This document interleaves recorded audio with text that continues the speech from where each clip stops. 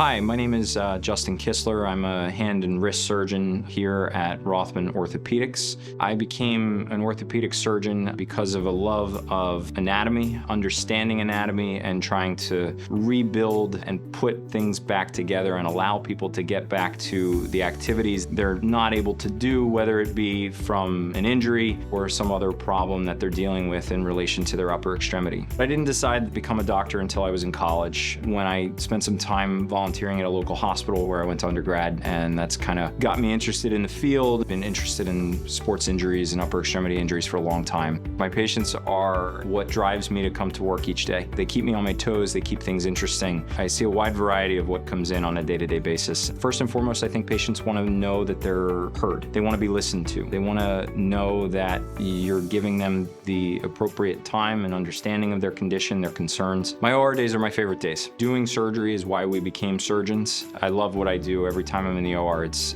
an enjoyable time for me. It's what keeps me going. If you're suffering from carpal tunnel syndrome, a fractured bone in your hand or your wrist, I'd be honored if you put your trust in me, take care of you, and hopefully get you back on track and getting back to what you do and what you love.